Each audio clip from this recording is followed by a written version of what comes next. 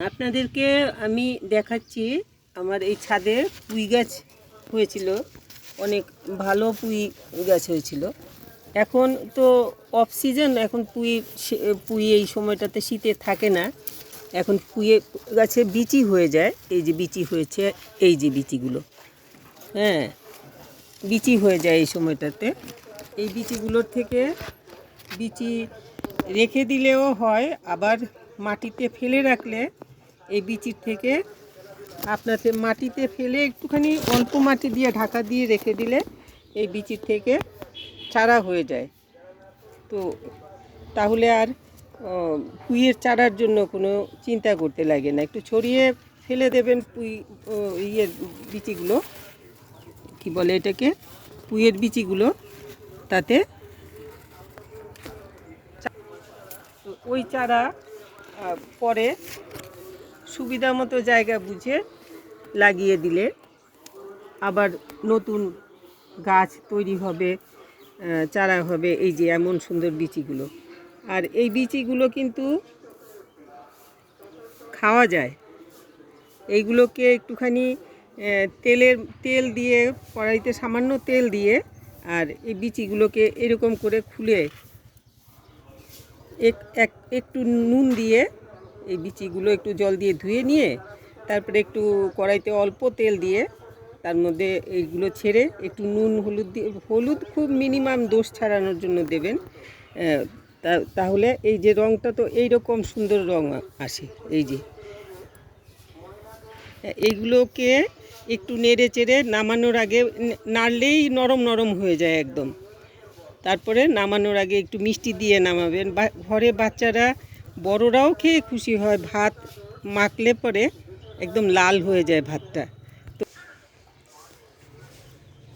বড়রাও ভাতটা মাখলে পরে দেখতে এত সুন্দর হয়, লাল টুকটুকে হয়ে যায় ভাতটা দেখতে। আর বিচিগুলো খেতে ভেজে ওইরকম একটু মিষ্টি দিয়ে ভেজে খেতে ভালো লাগে। তো এইরকম আপনারা করে দেখতে পারেন। আর বাচ্চারা তো খুব খুশি হয়ে খায়, ভাতের কালারটা একদম লাল টুকটুকে হয়ে যায়, আর খেতেও মিষ্টি মিষ্টি লাগে। আর ভেতরের বিচিটা চিবালে কুটকাট আওয়াজ করে, ওইটাতে বাচ্চারা খুব খুশি হয়। আর এমনিতে এইগুলো ন্যাচারাল কালার হিসাবে ব্যবহার করা যায়, এই কথা কিন্তু আমি আগে একটা ভিডিও করেছিলাম। ওইটাতে আমি দেখিয়েছিলাম কিভাবে কালারটা ইউজ করা যায়। অনেকভাবেই ইউজ করা যায় ন্যাচারাল কালারটা, কোনো রকম ক্ষতিকারক তো কিছু না। এটা আমাদের অনেক একদমই কোনো রকম ক্ষতি না করে এই পুঁইয়ের বিচি দিয়ে অনেক কিছু কালার করে দিতে পারেন। যেমন আমি কি দেখিয়েছিলাম এখন ঠিক মনেও পড়ছে না। আমরা শরবতের মধ্যেও একটুখানি এরকম করে রস অল্প একটু দিয়ে দিতে পারি, যেমন বিট দিয়েও করা যায়। আবার বিটের কালার যেমন হয় ঠিক এই রকম লাল টুকটুকে কালার হয়ে যায়। তো এইরকম আমি আরও দেখিয়েছি ওই একটা ভিডিওতে পুঁইয়ের ওপরে। তো আপনারা যদি মনে করেন কিছু দেখার জন্য, ওইটার লিঙ্ক আমি দিয়ে দেবো এটার সাথে। আর বিচি না ছাড়িয়ে একদম এইরকম করে ভেঙেও ওই ভাজাটা করতে পারেন ইচ্ছে করলে। যদি আপনারা করে নিশ্চয়ই করে খেয়ে দেখবেন, ভালো লাগে, খুব ভালো লাগে। একদিকে তো ভালো লাগে খেতে, টেস্ট আছে, আবার এইগুলোর আছে, অনেক উপকারী, অনেক কি বলে ভিটামিনের সোর্স এইগুলোর থেকে আমরা পাই। তো এই জন্য আমি দেখালাম। এখন গাছটা একদম এই যে আধমরা হয়ে গেছে, বিচিগুলো পেকে গেলে তো এই গাছটা রাখা যাবে। আরেকটা বুদ্ধি করে রাখলে পরে কিন্তু আমার সব সময়, অনেক সময়ই আমি 1 বছরের গাছ আমার পরের বছর আবার গ্রোথ হয়ে যায়। ওইটাকে কি করবেন, তখন বিচি টিচি পেকে গেলে তারপরে গাছটাকে, হাতটা একটু ধুয়ে নিতে হবে, গাছটাকে গোড়ার থেকে এই যে গিটগুলো থাকে, যেই জায়গা থেকে পাতাগুলো বেরোয়, এইরকম কয়েকটা গিট রেখে, এই যেমন গাছটা আছে, এটা দেখাতে পারছি না। এই যেমন আছে, এই এতটুক এইখানটাতে, এই যে এটার গোড়াটা, এইখানে গোড়া তো তো এইখানে যদি আমি কেটে দিই, এইরকম জায়গাতে কেটে দেবেন।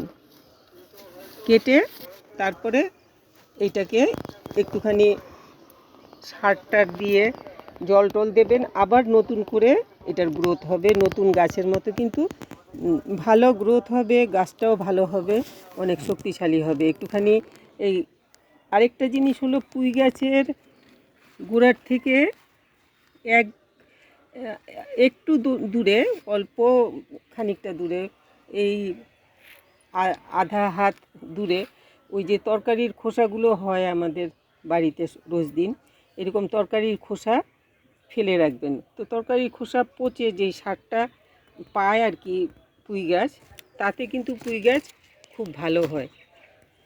আমার বাড়িতে সারা বছর কিন্তু পুঁই গাছ হয়েই থাকে আর কি।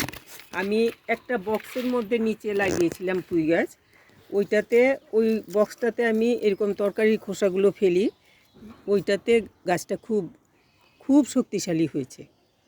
তো আর এই গাছটা মরে না আর কি, বছরের পর বছর ধরে এটা থেকেই যাচ্ছে, এটার কোনো প্রবলেম নাই। বিচি টিচি পাকে, আগা কেটে আনি, তারপরে আবার নতুন করে এটার আগা বেরিয়ে আসে, আর গাছটা আবার ছড়িয়ে আবার ছড়াতে থাকে, ভালো রকম গ্রোথ হতে থাকে। কিন্তু এটাতে আর অন্য কিছু দিই না, আমি জল দেওয়ার কথাও মনে থাকে না, কিন্তু এই যে শাক শাক পাতা বা তরকারির খোসা, এই সমস্ত পচে যেই রসটা পায়, ওইটাতে গাছটা একদম খুব সতেজ হয়ে থাকে, খুব ভালো হয়। তো এইভাবে আপনারা পুঁই গাছ করতে পারেন, কিন্তু পুঁই গাছটা একবার লাগালে পরে বছরের পর বছর এরকম থেকে যায়।